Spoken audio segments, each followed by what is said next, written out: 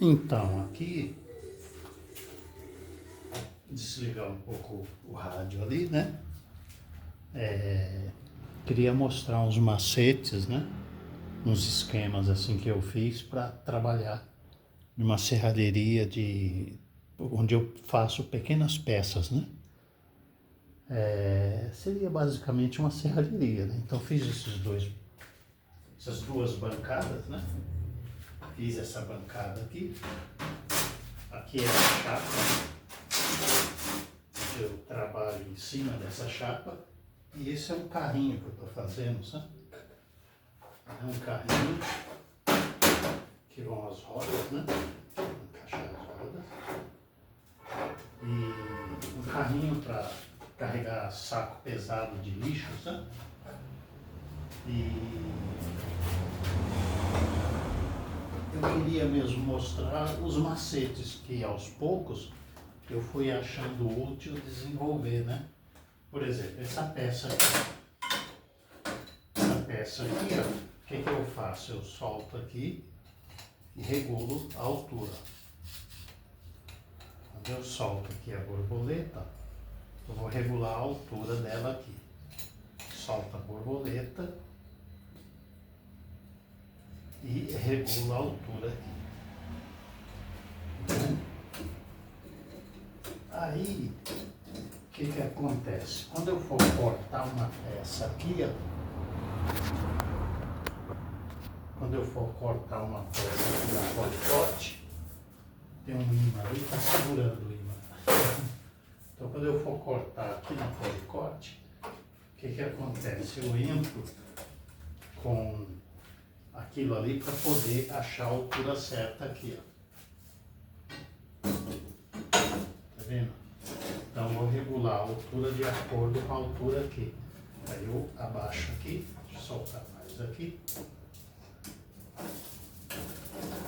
Aí aqui eu consigo regular a altura que eu vou entrar aqui na policorte com essa peça aqui. Então, um macete que a gente vai, são pequenas ferramentas que a gente vai desenvolvendo, né? E tem essa aqui, ó, que parece uma coisinha bem simples, mas muitas vezes ela se torna muito útil, né? É um imã que eu coloquei, tá vendo? Tem chapa de metal aqui embaixo. Por quê? Porque o imã é imã de neodímio. Como esse imã aqui, ó. Tá cheio de farelinho de metal, né? Da serra. Então, são limalhas, né? Um termo mais específico. Esse é um imã de neodímio, muito forte. Só que tem um porém, ele não suporta a temperatura, tá?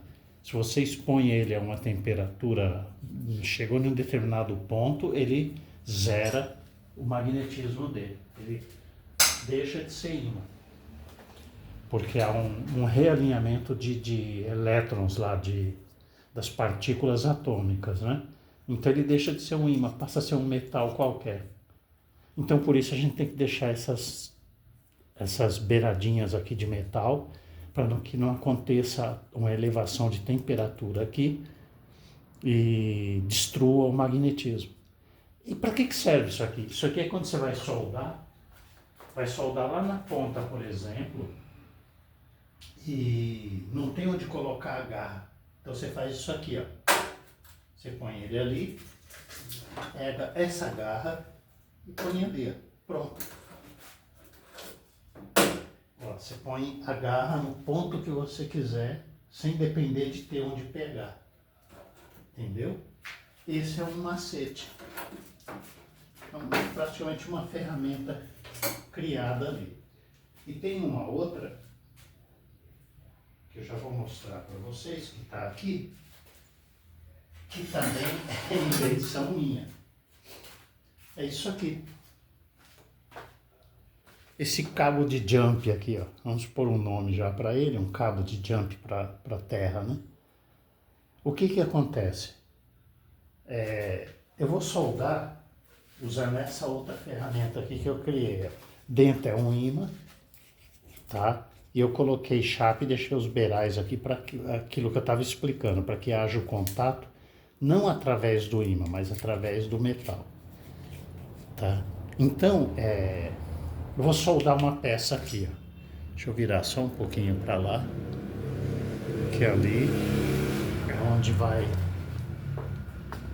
Vou mostrar aqui esse ponto. Então eu venho aqui, ó, vou soldar minhas peças. Olha lá. Ó, o ímã gruda, tá?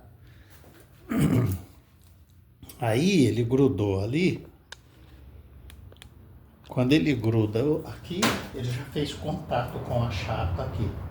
Através desses, né? Grudou ali. Aí eu vou soldar, por exemplo, estou soldando muito essas pecinhas aqui. Aí o que eu faço? Para que haja um melhor contato elétrico ali, eu uso esse jump aqui, ó. Eu ponho ele, por exemplo, ali, ou em alguma parte metálica e venho com ele aqui, ó. Pronto, ó lá. Ou aqui, ó. Aí na hora que eu faço a solda aqui, tá vendo? Porque aí eu não dependo só do contato que acontece aqui, através disso aqui, ó, nesse sentido. Eu tenho um contato de terra aqui também, através dessa peça aqui, ó. Entendeu? Isso é um grande reforço. Ajuda bastante porque você não tem muita perdas de amperagem, entendeu? Porque se dá um aqui, ó, tem sujeira aqui, ó, tem tudo, né? Eu limpo tudo, mas nem sempre tá limpinho. Então acontece uma dificuldade para a corrente elétrica nesse sentido. Então você está perdendo amperagem e a máquina está ali embaixo. Então o que acontece? Eu fazendo esse jump, colocando esse jump para lá, aí eu tenho caminhos para a corrente aqui e caminho para a corrente lá também. Aí é fácil chegar aqui, bum, bum, soldar. Tá? E o que eu notei? Eu fui ver se isso acontecia realmente, se era eficaz. Sim, é eficaz, eu constatei quando eu fiz a solda e depois peguei aqui, estava quente. Aqui, estava quente. Então houve corrente aqui, mas houve corrente aqui também. Agora, o que eu modificaria aqui? Eu modificaria acrescentando ou um cabo mais grosso ou mais um desse aqui, ó. Acrescentando mais um, porque teve solda que eu fui fazer, eu notei que isso aqui ficou muito quente, muito quente. Eu estava vendo muita corrente aqui, era uma peça muito pesada. Mas essa é uma ferramenta útil também na soldagem, sabe? Ele ajuda bastante. Então é isso. A gente vai desenvolvendo, criando pecinhas aí que seriam ferramentas. Um grande auxiliar no trabalho é isso, ó, ímã. Esses ímãs de neodímios não são baratos, tá? Mas são úteis, muito úteis, esses ímãs de neodímio.